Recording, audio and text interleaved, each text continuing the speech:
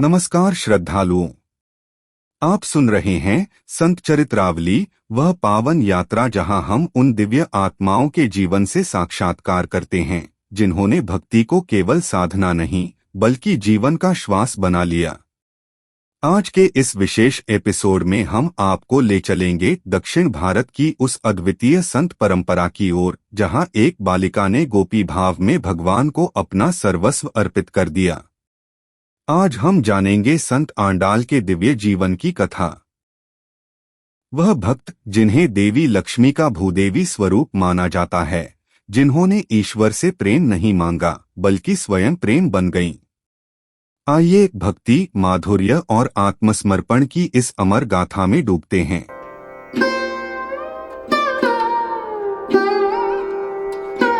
कल्पना कीजिए, एक बगीचा है और उसमें तुलसी के पौधे के नीचे एक बच्ची मिलती है, ठीक वैसे ही जैसे राजा जनक को खेत में सीता मिली थी। और ये कोई साधारण बच्ची नहीं है, बल्कि एक ऐसी आत्मा है जिसका जन्म केवल दिव्य प्रेम का अनुभव करने और उसे बखान करने के लिए हुआ था। तो आज हम दक्षिण भारत की महान संत और कवयित्री आंडाल की कहानी और उनकी भक्ति की जो असाधारण गहराई है उसमें उतर रहे हैं।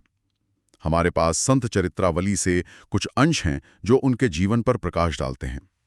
और हमारा मकसद सिर्फ कहानी सुनाना नहीं है, हम ये समझेंगे कि उनकी भक्ति इतनी अनोखी और शक्तिशाली क्यों मानी जाती है। तो चलिए इस कहानी को खोलते हैं और समझते हैं कि कैसे एक युवती की भगवान के प्रति अटूट निष्ठा ने उन्हें देवत्व के पद पर पहुंचा दिया। कहानी की शुरुआत होती है दक्षिण भारत के एक गांव श्रीविल्लीपुत्तूर से। यहां विष्णुचित्त नाम के एक बहुत बड़े भक्त रहते थे। लोग उन्हें सम्मान से पेरियलवार कहते थे। उनका जीवन बहुत, आप समझिए, सादा था, भगवान की सेवा में ही बीता था। एक दिन उन्हें अपनी फूलों की वाटिका में एक तुलसी कुंज में एक नवजात बच्ची मिली। और यहाँ ये जानना जरूरी है कि परंपरा के अनुसार आंडाल को कोई साधारण इंसान नहीं माना जाता। उन्हें भूदेवी यानी पृथ्वी देवी का अवतार माना जाता है, जो भगवान विष्णु की सहचरी हैं। तो उनका इस तरह मिलना वो कोई संयोग नहीं बल्कि एक दिव्य योजना का हिस्सा था। कहते हैं कि उनका जन्म कलयुग के 98वें वर्ष में हुआ था। अच्छा, तो ये मान्यता उनके जन्म के समय से ही थी या उनकी भक्ति और कविताओं को देख के बाद में बनी? ये एक बहुत अच्छा सवाल है। ग्रंथों के अनुसार तो ये विश्वास शुरू से ही था, लेकिन हाँ, आंडाल के जीवन और उनके कामों ने इस विश्वास को और भी पुख्ता कर दिया। जब विष्णुचित्त उस बच्ची को मंदिर ले गए तो कहते हैं एक आकाशवाणी हुई और उसमें बच्ची का नाम कोदय रखने को कहा गया। कोदय, इसका मतलब क्या होता है? कोदय का अर्थ होता है फूलों की माला। जैसे वो खुद भगवान के लिए एक भेंट थी, यही कोदय आगे चलकर आंडाल कहलाई। तो उनके बचपन में भी कुछ असाधारण था? वो बाकी बच्चों से अलग थी? बिल्कुल अलग। उनका बचपन आम बच्चों जैसा था ही नहीं। अच्छा। वो मिट्टी में नहीं खेलती थी। हाँ। उनका सारा समय, आप समझिए, भगवान के लिए फूल चुनना, माला बनाना, हाँ, माला गूंथना, हाँ, और बस हरि नाम का गुणगान करना। हाँ। जब वो तुतलाकर बोलना सीख रही थी ना, तब भी उनके मुंह से भगवान हरि का नाम ही निकलता था। उनका पूरा ध्यान श्रीरंगम के भगवान रंगनाथ पर केंद्रित था। और ये सिर्फ एक भक्त की भगवान के प्रति श्रद्धा नहीं थी, इसमें कुछ और भी गहरा था, है ना? आपने माधुर्य भाव का जिक्र किया था, क्या हम इसे थोड़ा और समझ सकते हैं? हाँ, ये समझना बहुत जरूरी है। देखिए, भक्ति के कई रूप होते हैं। कोई खुद को भगवान का दास मानता है, इसे दास्य भाव कहते हैं। कोई मित्र मानता है, जैसे सख्य भाव। बिल्कुल। लेकिन आंडाल की भक्ति माधुर्य भाव की पराकाष्ठा थी। इस भाव में भक्त और भगवान का रिश्ता प्रेमी प्रेमिका का होता है। आंडाल भगवान रंगनाथ को सिर्फ अपना आराध्य नहीं बल्कि अपना प्रियतम मानती थी। खुद को भगवान की प्रेमिका मानकर एक तरह से बराबरी का हक जताना, ये तो भक्ति को बिल्कुल एक अलग ही लेवल पर ले जाता है। बहुत ही पर्सनल, बहुत ही निजी रिश्ता हो गया। बिल्कुल। और यही व्यक्तिगत रिश्ता उनकी कहानी के सबसे अद्भुत प्रसंग की नींव रखता है। आप माला वाली घटना की बात कर रही हैं? हाँ, यहाँ से कहानी एक बहुत ही दिलचस्प मोड़ लेती है। हाँ। आंडाल जो माला भगवान के लिए बनाती थी, उसे भगवान को अर्पित करने से पहले खुद पहनकर दर्पण में दिखती थी। हाँ। पर ये कोई अहंकार या खुद को सजाने की इच्छा नहीं थी। अच्छा। ये एक प्रेमिका का अपने प्रेमी के लिए सवाल था। वो दर्पण में देखकर सोचती थी, क्या मैं अपने भगवान रंगनाथ को पसंद आऊंगी? क्या मेरा ये रूप उन्हें अच्छा लगेगा? ये उनकी भक्ति का एक बहुत ही निजी और कोमल पहलू था। और ये उनकी रोज की आदत बन गई थी। लेकिन एक दिन ये राज खुल गया है ना। मंदिर के पुजारी ने माला में एक लंबा बाल देखकर उसे अपवित्र मानकर अस्वीकार कर दिया। अंडाल के पिता पेरियालवार यह सुनकर बहुत परेशान हुए। उन्हें समझ नहीं आया कि ऐसा कैसे हुआ। अगले दिन फिर ऐसा ही हुआ। पुजारी ने कहा कि फूल मुरझाए हुए हैं, ताजे नहीं लगते। तब पेरियालवार ने छिपकर देखने का फैसला किया और तब उन्होंने अपनी बेटी को भगवान के लिए बनाई माला पहने हुए देखा। वो दर्पण के सामने खड़ी होकर कह रही थी, हे मेरे प्रियतम रंगनाथ, क्या अब मैं तुम्हें सुंदर लग रही हूँ? यह देखकर तो उनके पिता हैरान रह गए होंगे। एक पिता और एक भक्त के रूप में उनके मन में क्या दुविधा हुई होगी। बिल्कुल। वो दौड़कर अपनी बेटी के पास गए और उसे डांटा, पुत्री, ये तुम क्या कर रही हो? तुमने भगवान की माला को झूठा करके अपवित्र कर दिया है। उस दिन उन्होंने नई माला बनाकर भगवान को चढ़ाई। लेकिन कहानी यहां खत्म नहीं हुई। एक मिनट, मतलब भगवान ने खुद सपने में आकर कहा कि उन्हें किसी इंसान की पहनी हुई माला चाहिए। ये तो पूजा पाठ के सारे नियमों के एकदम खिलाफ जाता है। यही तो इस घटना का सबसे क्रांतिकारी पहलू है। उसी रात भगवान रंगनाथ ने पेरियालवार के सपने में आकर कहा, आज तुमने जो नई माला चढ़ाई उसमें वो सुगंध कहाँ है जो रोज होती है? मुझे तो आंडाल की पहनी हुई मालाएं ही सबसे ज्यादा प्रिय हैं। अरे वाह! उन्होंने कहा, वो कोई और नहीं, भूदेवी का अवतार है, मेरी अर्धांगनी है। अब से मेरे पास उसकी पहनी हुई मालाएं ही लाया करो। वाह, ये तो भक्ति की सीधी सीधी दिव्य स्वीकृति थी। मतलब भक्त के प्रेम के आगे भगवान ने खुद अपने लिए बनाए गए नियम बदल दिए। हाँ, ये प्रेम की शुद्धता की विजय थी किसी भी बाहरी नियम के ऊपर। और इसी घटना के बाद से आंडाल को एक और नाम मिला, सूडी कोडुत्ता नाचियार। सूडी कोडुत्ता नाचियार, इसका मतलब क्या है? इसका तमिल में अर्थ है वह देवी जिसने स्वयं माला धारण कर भगवान को अर्पित की। ये नाम उनकी अनूठी भक्ति का प्रतीक बन गया। ये सिर्फ एक चमत्कार की कहानी नहीं है, ये तो भक्ति में स्थापित कड़े पुरुष प्रधान नियमों को एक तरह से चुनौती देने जैसा है। उस समय के लिए ये कितना बड़ा बदलाव रहा होगा। बहुत बड़ा। इसने दिखाया कि सच्ची भक्ति किसी बाहरी पवित्रता की मोहताज नहीं है, वो दिल के भाव से तय होती है।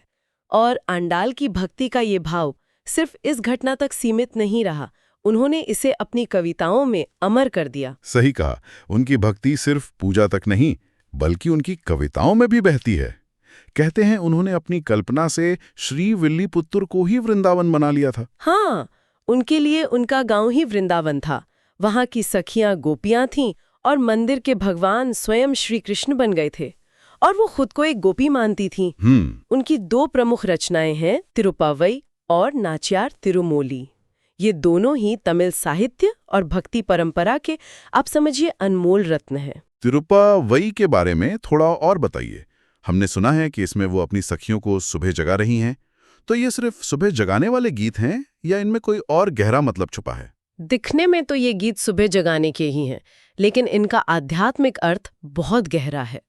तिरुप्पावई में 30 पद हैं, हर दिन के लिए एक। इसमें आंडाल दूसरी गोपियों से कह रही हैं कि उठो, सुबह हो गई है, चलो यमुना में स्नान करके कृष्ण के दर्शन करें। लेकिन असल में ये आत्मा को अज्ञान की नींद से जगाने का आवाहन है। अच्छा। सुबह का मतलब है ज्ञान का प्रकाश, यमुना स्नान का मतलब है सत्संग में डूबना और कृष्ण के दर्शन का मतलब है परमात्मा से मिलन। तो एक पद में वो कहती हैं, मधुर वृंदावन की प्रिय गोपियों उठो, पक्षियों का कलरव शुरू हो गया है, मंदिर से शंख ध्वनि आ रही है, क्या तुम दधि मंथन की आवाज नहीं सुन रही हो? उठो, हमें कृष्ण का गुणगान करना है। ये इमेजरी, ये बहुत शक्तिशाली है। बिल्कुल। और नाचियार तिरुमली ने तो उनकी भावनाएं और भी तीव्र हो जाती हैं। इसमें 143 पद हैं और ये विरह की कविता है। इसमें भगवान से मिलने की एक ऐसी तड़प है जो दिल को छू जाती है। मैंने पढ़ा है कि वो बादलों को अपना दूध बनाकर भेजती हैं, कामदेव से प्रार्थना करती हैं। ये तो भक्ति गीतों से ज्यादा शास्त्रीय प्रेम कविताओं जैसा लगता है। क्या उस समय भक्ति को इस तरह व्यक्त करना आम बात थी? आम बात तो बिल्कुल नहीं थी। यही आंडाल की खासियत है। वो भगवान से एक औपचारिक दूरी नहीं रखती, वो उनसे लड़ती हैं, शिकायत करती हैं, उन पर अपना हक जताती हैं। एक पद में वो बादलों से कहती हैं, हे काले बादलों, जाओ मेरे स्वामी के पास और देखो कि क्या वो अपना वादा पूरा करेंगे। उनसे कहना कि उनकी विरह में मेरा शरीर पीला पड़ गया है। ये भगवान के साथ एक बहुत ही मानवीय और गहरा रिश्ता दिखाता है, जो किसी भी परंपरा से परे है। हाँ, तो ये व्यक्तिगत भक्ति तो अपनी जगह ठीक थी, लेकिन समाज की भी तो कुछ अपेक्षाएं होती हैं, जैसे विवाह।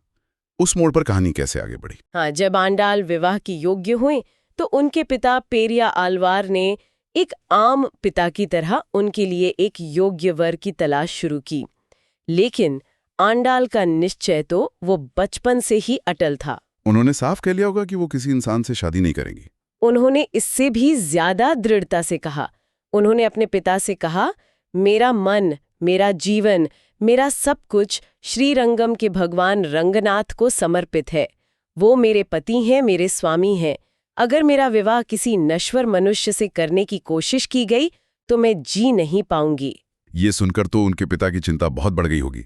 इस स्थिति का समाधान कैसे निकला? इसका समाधान भी उसी दिव्य तरीके से निकला जैसे माला वाली घटना का निकला था। भगवान रंगनाथ ने पेरिया आलवार को सपने में दर्शन दिए और कहा, चिंता मत करो, अपनी पुत्री को दुल्हन की तरह सजाकर श्रीरंगम ले आओ। और चमत्कार ये था कि ठीक यही सपना श्रीरंगम मंदिर के मुख्य व्यवस्थापकों को भी उसी रात आया, जिसमें उन्हें आंडाल के स्वागत की तैयारी करने का आदेश मिला। यह तो एक स्पष्ट दिव्य आदेश था। इसके बाद तो किसी के मन में कोई शंका नहीं रही होगी। कोई शंका नहीं रही। पूरे श्रीविल्लीपुत्तूर में उत्सव का माहौल हो गया। आंडाल को, जिनकी उम्र उस समय सिर्फ 14 या 15 वर्ष बताई जाती है, दुल्हन के रूप में सजाया गया। एक भव्य बारात के साथ उन्हें पालकी में बिठाकर श्रीरंगम मंदिर ले जाया गया। और फिर वो अलौकिक क्षण आया। हाँ, उन्हें सीधे मंदिर के गर्भगृह में ले जाया गया। वहां उन्होंने भगवान रंगनाथ को सर्पशैया पर लेटे हुए देखा। कहते हैं कि जैसे ही उनकी दृष्टि अपने प्रियतम पर पड़ी, एक दिव्य प्रकाश चमका और आंडाल उसी क्षण भगवान की मूर्ति में विलीन हो गई। वो हमेशा के लिए अपने आराध्य में एकाकार हो गई। जी हाँ, ये कल्पना करना भी मुश्किल है। 14-15 साल की उम्र में इतनी गहरी भक्ति कि शरीर और आत्मा का भेद ही मिट जाए। उन्होंने दुनिया को दिखा दिया कि सच्चा प्रेम क्या होता है। अंडाल की कहानी सिर्फ एक संत की कहानी नहीं है, ये भक्ति की उस पराकाष्ठा की कहानी है जहां भक्त और भगवान के बीच का हर फासला मिट जाता है। उनकी माला वाली घटना आज भी हमें सिखाती है कि सच्चा प्रेम और समर्पण वो किसी भी सांसारिक नियम या पवित्रता की बाहरी धारणा से कहीं ज्यादा बड़ा और शक्तिशाली है। उनकी भक्ति इतनी प्रबल थी कि स्वयं भगवान को अपने भक्त के लिए स्थापित परंपराओं को बदलना पड़ा। जो माला एक पुजारी की नज़र में अपवित्र थी, वही भगवान के लिए सबसे प्रिय बन गई। यह हमें बताता है कि ईश्वर भाव का भूखा है, किसी वस्तु या कर्मकांड का नहीं। और ये परंपरा आज भी कितनी जीवित है। आज भी दक्षिण भारत के मंदिरों में, खासकर जुलाई-अगस्त के महीने में, अंडाल का विवाह उत्सव बहुत धूमधाम से मनाया जाता है। ये उस दिव्य प्रेम कहानी को हर साल ताज़ा कर देता है। बिल्कुल। और उनकी कविताएं, विशेषकर तिरुपावे, उनकी सबसे बड़ी जीवित विरासत है। श्री वैष्णव परंपरा में आज भी हर घर और मंदिर में मार्गशीर्ष के महीने में, मतलब दिसंबर-जनवरी में, हर दिन सुबह इसका पाठ किया जाता है। जो गीत उन्होंने एक बच्ची के रूप में गाने शुरू किए थे, वो सदियों बाद भी गूंज रहे हैं और लोगों को प्रेरित कर रहे हैं। आंडाल का जीवन हमारे लिए गहरा विचार छोड़ जाता है। भक्ति की यात्रा में एक ऐसा बिंदु आता है जहां भक्त का अपना अलग अस्तित्व ही उसके आराध्य में विलीन हो जाता है।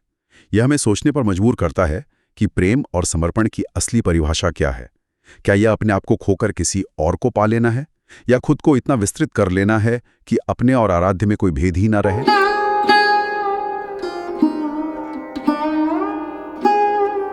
संत आंडाल का जीवन हमें यह सिखाता है कि ईश्वर तक पहुंचने के लिए आयु, विद्या या तप का वैभव आवश्यक नहीं। आवश्यक है तो केवल निष्कलंक प्रेम और पूर्ण समर्पण। जिस प्रकार आंडाल ने स्वयं को भगवान रंगनाथ में विलीन कर दिया, वही सायुज्य मुक्ति का सर्वोच्च रूप है, जहां भक्त और भगवान के बीच कोई दूरी शेष नहीं रहती। उनकी रचनाएं तिरुप्पावै और नाचियार तिरुमोली आज भी हमें यह स्मरण कराती हैं कि भक्ति तब पूर्ण होती है जब मैं शेष नहीं रहता।